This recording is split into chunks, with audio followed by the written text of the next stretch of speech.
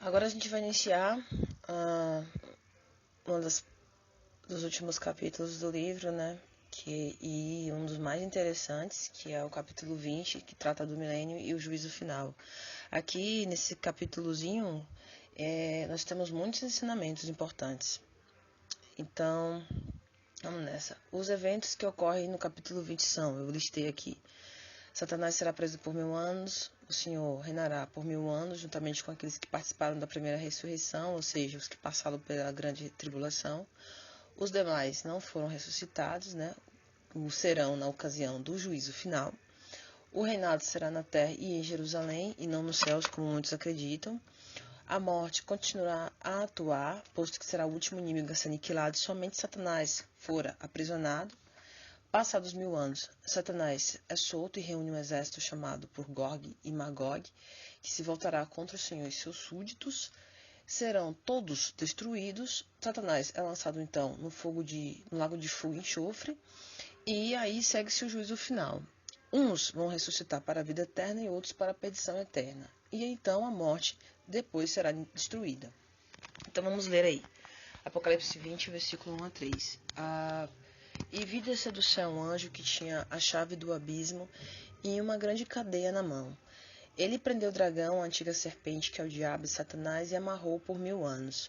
E lançou-o no abismo, e ali o encerrou, e pôs selo sobre ele, para que não mais engane as nações, até que os 1000 anos se acabem. E depois importa que seja solto por um pouco de tempo.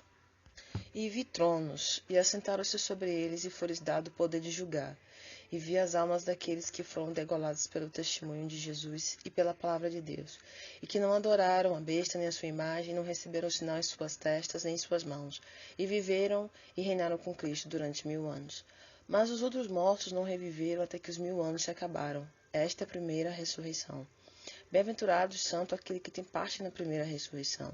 Sobre estes não tem poder a segunda morte, mas serão sacerdotes de Deus e Cristo e reinarão com ele 1000 anos. Apocalipse 20, versículos do 4 ao 6. O que complica nesse capítulo é o seguinte. Temos aí os que participaram da primeira ressurreição e, portanto, não sofrerão mais com a segunda morte, que é o lago de fogo e enxofre, e aqueles que formarão a Gog e Magog. Logicamente, surgem as seguintes perguntas. Haverá mortes e nascimentos no milênio? Quem, além dos ressuscitados e santos, farão parte do reino, já que aqueles que receberam o sinal da besta já estão condenados? Porque, segundo está escrito em Apocalipse 14, 9 e 12, e seguiu o terceiro anjo, dizendo com grande voz, se alguém adorar a besta e a sua imagem, e receber o sinal de sua testa ou na sua mão, também este beberá do vinho da ira de Deus, que se deitou, não misturado, no cálice da ira, e adição, né? E será atormentado com fogo e enxofre diante dos santos anjos e diante do Cordeiro, se a gente já viu em outra oportunidade, e a fumaça do seu tormento sobe para todo sempre, e não tem repouso nem de dia nem de noite, os que adoram a besta e sua imagem, e aquele que recebeu o sinal do seu nome. E aqui está a paciência dos santos, que aqui estão os que guardam os mandamentos de Deus e a fé em Jesus.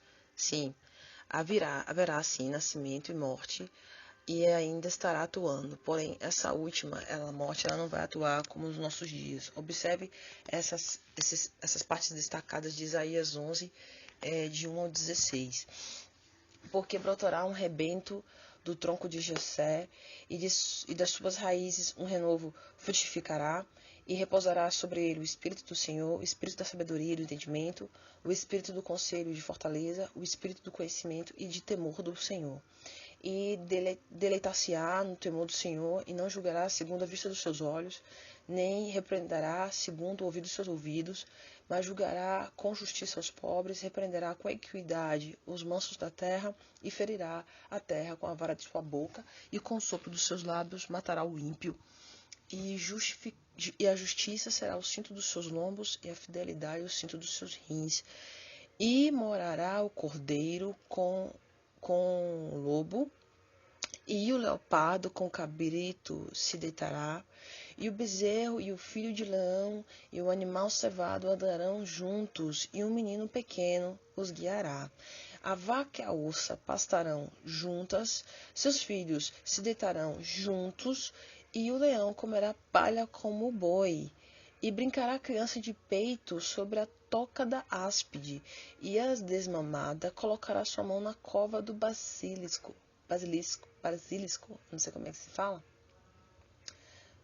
Não se fará mal nem dano algum em todo o meu santo monte, porque a terra se encherá do conhecimento do Senhor como as águas cobrem o mar. E acontecerá naquele dia que a raiz de Jessé, a qual estará posta por estandarte dos povos, será buscada pelos gentios, e o lugar de seu repouso será glorioso. Veja, não haverá mais nela criança de poucos dias, ou seja, não haverá crianças morrendo, né, prematuramente, nem velho que não cumpra os seus dias. Os velhos vão cumprir seus dias, vão morrer no tempo certo, porque o menino morrerá de 100 anos, ó, como ele diz, porém o pecador de 100 anos será amaldiçoado. E edificarão as casas, habitarão, plantarão vinhas, comerão seu fruto, não edificarão para que os outros habitem, não plantarão para que outros comam, porque os dias do meu povo serão como os dias da árvore, e os meus eleitos gozarão das obras de suas mãos. Não trabalharão debalde, nem terão filhos para perturbação, porque são a posteridade bendita do Senhor, e os seus descendentes estarão com eles. E será que antes que clamem, eu responderei? Estando eles ainda falando, eu os ouvirei. O lobo e o cordeiro se apacentarão juntos, e o leão comerá palha como boi. E eu os ouvirei. O lobo e o cordeiro se assentarão juntos, e o leão comerá palha como boi, e o pó será a comida da serpente. Não fará mal, nem dano algum em todo o meu santo monte, diz o Senhor. E isso também em Isaías, só que no capítulo 65, nos versos 20 a 25. Então, são a mesma profecia, referente ao mesmo livro. Então, a resposta a essa pergunta sobre quem serão os súditos do Cordeiro no milênio, além dos que participaram da primeira ressurreição, são aqueles que sobreviverão a todos os eventos. Lembrando que, com certeza, haverá crianças nesse meio, né? Crianças que não receberam o sinal da besta, pois, como tais, elas não poderiam comprar e vender. E este era o propósito do sinal, né? Além que o principal propósito era comprar e vender. Você não podia comprar e vender sem o sinal da besta. Crianças não vendem nem compram nada, pois precisam ser assistidas pelos responsáveis legais, correto? Então, outro ponto que é lógico é que serão 1000 anos de governo. Então, isso significa muito tempo.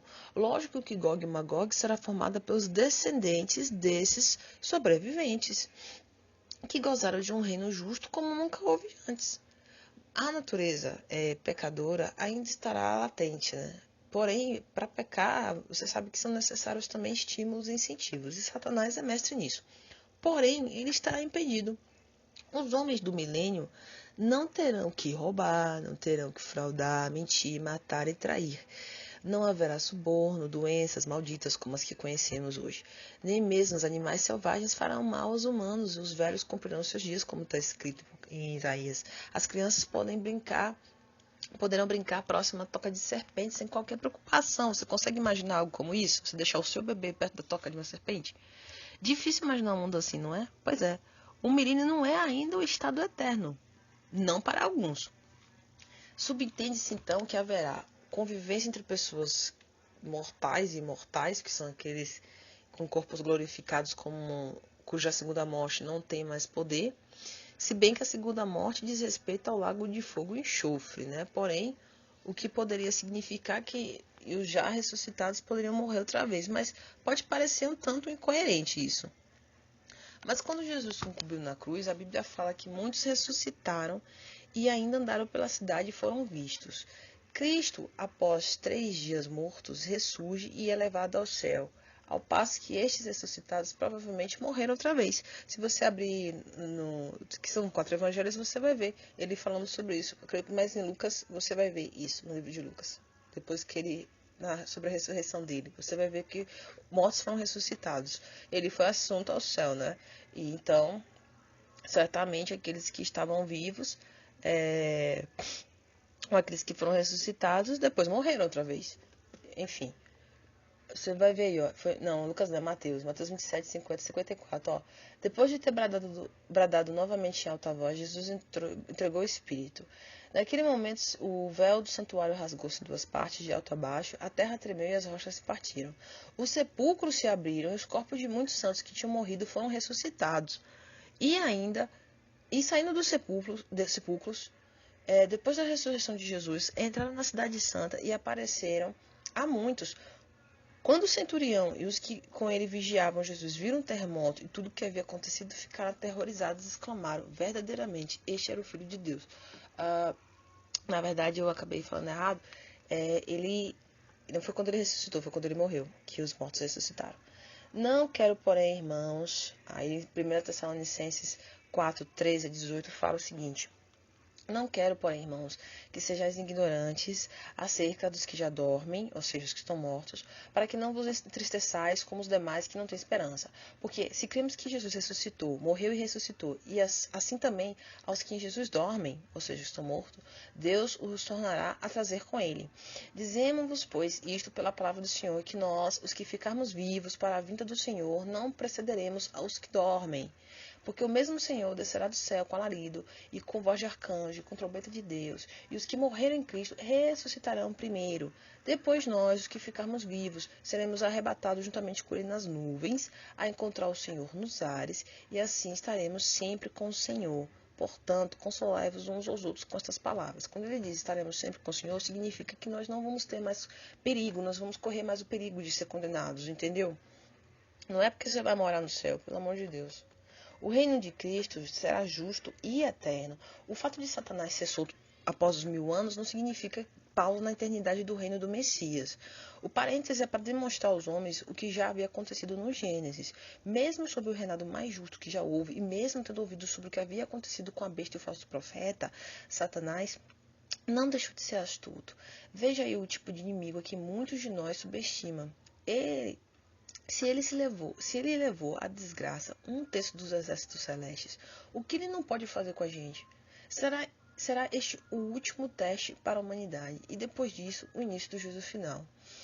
E, é claro, a criação de um novo céu e uma nova terra. Logo nós voltaremos ao início, ou seja, a essa altura, eu acredito que você já está convencido de que não vai morar no céu como você acreditava. E que os mortos dos quais tem conhecimento permanecem presos ao sono até o dia do julgamento. E não estão por aí em algum lugar queimando, ou tocando harpa, ou passeando em ruas de ouro, tá?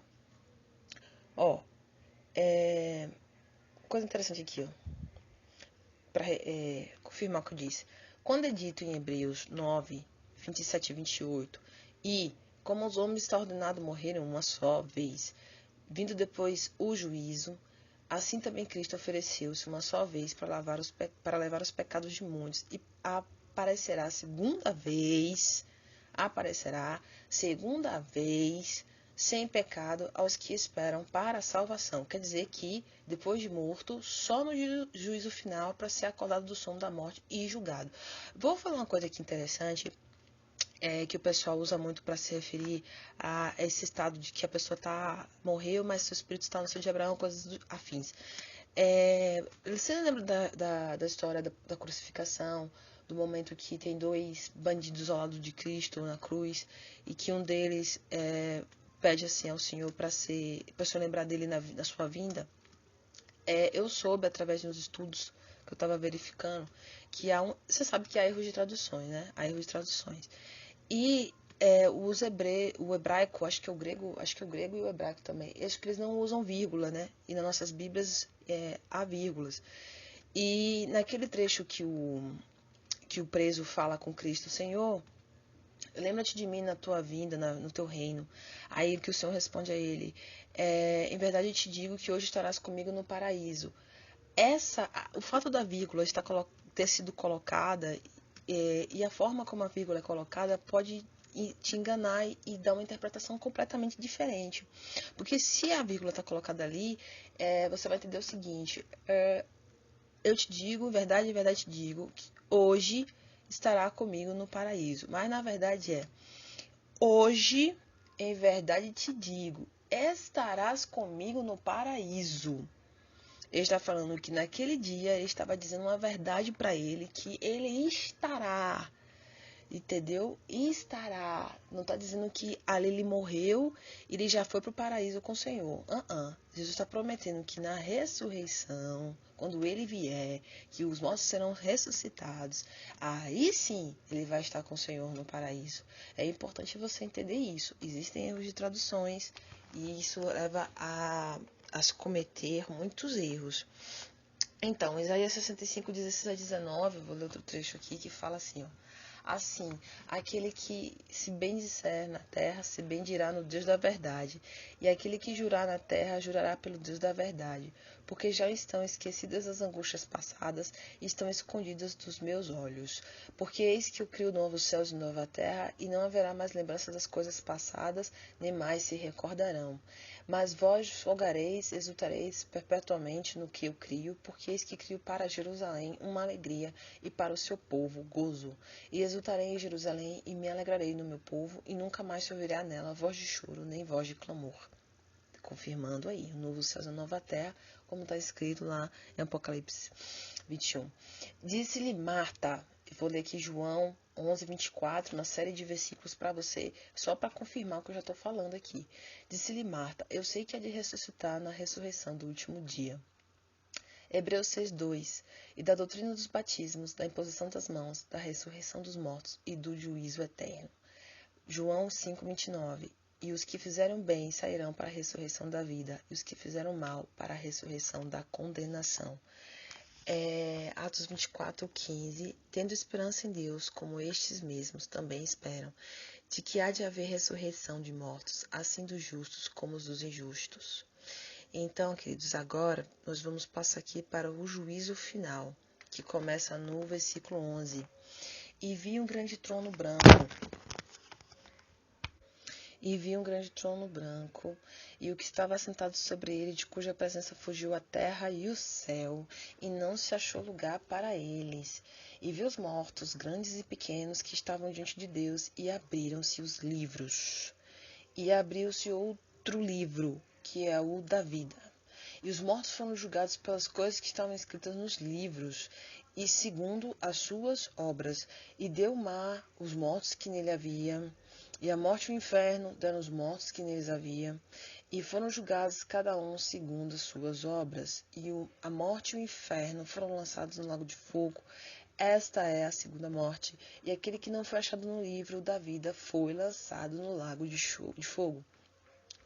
O diabo, primeira coisa que você vai perceber aí, o diabo ele não participa do juízo final como se acreditava, né?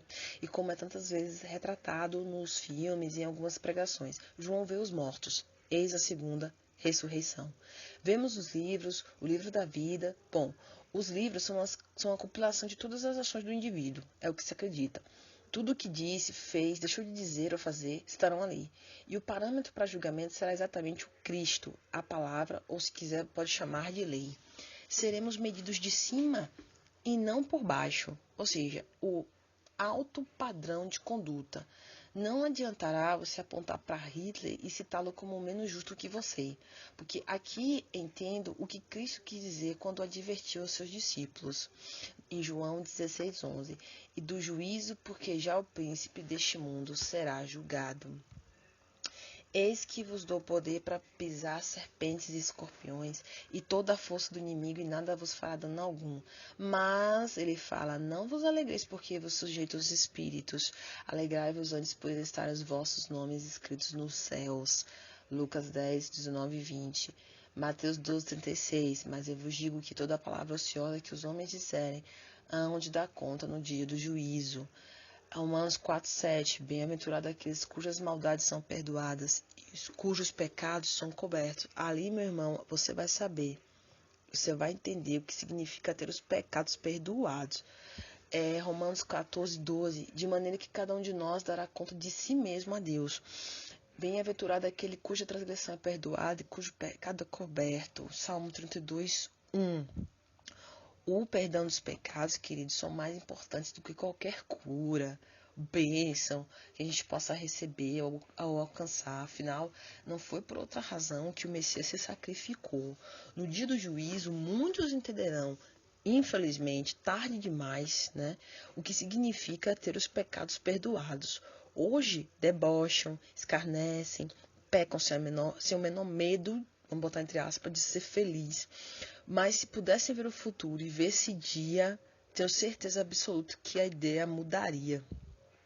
Aí você continua ali, se você ler 2 Tessalonicenses 1, do 7 a 10, ele diz assim: A vós que sois atribulados, descanso conosco, quando se manifestar o Senhor Jesus desde o céu com os anjos do seu poder, com labareda de fogo tomando vingança dos que não conhecem a Deus e dos que não obedecem ao evangelho de nosso Senhor Jesus Cristo, os quais por castigo padecerão eterna perdição, longe da face do Senhor e da glória do seu poder, quando vier para ser glorificado nos seus santos e para se fazer admirável naquele dia em todos os que creem, porquanto o nosso testemunho foi crido entre vós.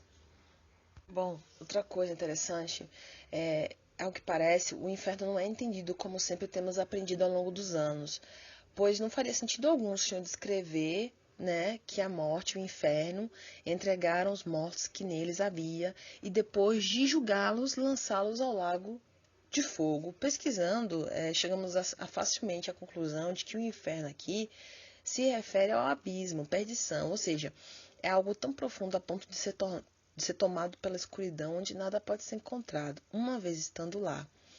Ele se refere ao mar também. São lugares onde possivelmente pessoas morreram e nós sabemos que isso acontece mesmo. Há pessoas que, por exemplo, morreram em tragédias e seus corpos foram pulverizados em razão de uma explosão aérea, por exemplo, de um avião. Para casos semelhantes, ele o chama de além. Algumas traduções chamam assim, e o Senhor o Senhor solicitou os mortos do além. Os versículos a seguir fortalecem este raciocínio. Porque se Deus não perdoou os anjos que pecaram, mas havendo-os lançado no inferno, os entregou às cadeias da escuridão, ficando reservados para o juízo. Então, isso está escrito em 2 Pedro 2,4. E contudo, levado serás ao inferno, ao mais profundo do abismo. Isaías 14:15. O inferno está nu perante ele, e não há nada, e não há coberta para a perdição. Jó 26:6. E o que vivo e fui morto, mas eis que estou vivo para todo sempre. Amém. E tenho as chaves da morte e do inferno. Apocalipse 1:18.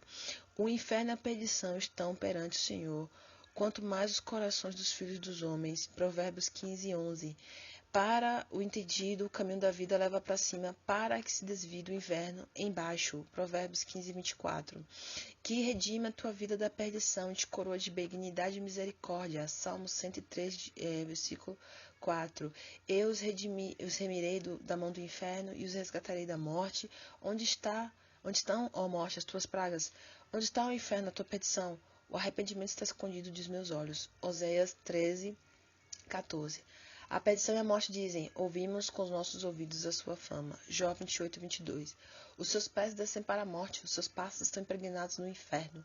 Provérbios 5:5. A sua casa é caminho do inferno, que desce para as câmaras da morte.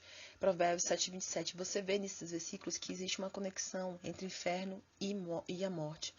Como as alturas dos céus é a sua sabedoria. Que poderás tu fazer? É mais profundo do que o inferno. Que poderás tu saber? Jó 11:8. Ainda que cavem até o inferno, a minha mão os tirará dali. E se subirem ao céu, dali os farei descer. Amós 9:2. E foste ao rei com óleo, e multiplicaste os teus perfumes, e enviaste os teus embaixadores para longe, e te abateste até ao inferno. Isaías 57:9. Então você vê muitos versículos tratando do inferno, né? E você percebe que o inferno não é aquele ensinamento que não é aquele conceito que nós aprendemos. Porque um fogo se acendeu na minha ira e arderá até o mais profundo do inferno, e consumirá a terra com sua colheita, e abrasará os fundamentos dos montes. Deuteronômio 2:22. Nesta previsão disse da ressurreição de Cristo, que a sua alma não será deixada no inferno, nem a sua carne viu a corrupção. Atos 2:31. Mas aqueles que procuram a minha alma para destruir irão para as profundezas da terra. Salmos 63:9. Onde está a morte, teu aguilhão? Onde está o inferno, tua vitória? 1 Coríntios 15:55. A morte os assalte, os vivos desçam ao inferno, porque há maldade nas suas habitações no meio delas. Salmo 55, versículo 15. Então você vai ver, então, Isaías 31, 15, Jonas 2:2, Provérbios 9, 18, Isaías 28, 15, Isaías 14, 9, Apocalipse 6, 8, como assim, ó, eis o cavalo amarelo, né, como a gente havia falado, que mata a quarta parte da terra, e a morte o seguia, enfim, o inferno seguia a morte. Também estes com ele descerão ao inferno, e juntar-se-ão aos que foram ultrapassados à espada, sim, aos que foram seu braço e que habitavam a sombra no meio dos gentios, Ezequiel 31, 17. Então, assim, tem uma série de versículos, uma série. Eu não vou ficar aqui falando tudo não, mas vou só ler esse último e pronto. Bem-aventurado aqueles que... E serás bem-aventurado porque eles não têm com que te recompensar, mas recompensado te será na ressurreição dos justos. Foi o Senhor falando em Lucas 14, 14. E em Coríntios 15, 1 Coríntios 15, 17 e 18. E se Cristo não ressuscitou, é vã a vossa fé, e ainda permaneceis nos vossos pecados, e também os que dormiram em Cristo estão perdidos. Bom, vamos falar aqui sobre o livro da vida e os livros. Esse áudio é um pouco mais tenso, eu já estou bastante cansado, eu confesso. Porque já está terminando, né? E eles têm muita ligação, um capítulo só. Então, os justos, cujos nomes estão no livro da vida, dormem, até que sejam ressuscitados. Se há a primeira ressurreição, existe também a segunda. Então, estes justos incluem todos os que morreram desde os tempos antigos até aqueles antes da grande tribulação, assim como os injustos. Já que está claro que os que participaram da primeira ressurreição foram os vitimados na grande tribulação, como a gente já leu. Né? Bom, com todos os conscientes diante de Deus, começa então o julgamento, e aqueles cujos nomes não constam nessa lista, nesse livro, são lançados no lago de fogo e enxofre, que é o que nós chamamos aí de segunda morte. Então você vê isso em João 5:29, confirmando. E os que fizeram bem sairão para a ressurreição da vida, e os que fizeram mal para a ressurreição da condenação. Então, eles ainda não foram condenados como muitos pensam. As pessoas, para serem condenadas, primeiro tem que passar por um julgamento. E é isso que vai acontecer. Em João 11:25, disse-lhe Jesus: Eu sou a ressurreição e a vida. Quem crê em mim, ainda que esteja morto, viverá. Na verdade vos digo que quem ouve a minha palavra e crê naquele que me enviou tem a vida eterna e não entrará em condenação, mas passou da morte para a vida. Em verdade vos digo que vem a hora, e agora é, em que os mortos ouvirão a voz do Filho de Deus, e os que a ouvirem viverão. Aí é João 5, 24, 25. E não vos maravilheis disto, porque vem a hora em que todos os que estão nos sepulcros ouvirão a sua voz. E os que fizeram bem, ele repete, sairão para a ressurreição da vida. E os que fizeram mal, para a ressurreição da condenação. Mas quanto aos tímidos, olha só, os incrédulos, aos abomináveis, aos homicidas, aos que se prostituem, aos feiticeiros, aos idólatras, a todos os mentirosos, a sua parte será no lago que arde com fogo e enxofre, que é a segunda morte. Como está claro, um nome pode ser riscado, sim, do livro da vida. Como você vai ver em Êxodo 32, 32. Agora, pois, perdoa o seu pecado, senão, risca-me, peço-te, do teu livro que tens escrito. Isso é Moisés falando ao Senhor, intercedendo pelo povo de Israel.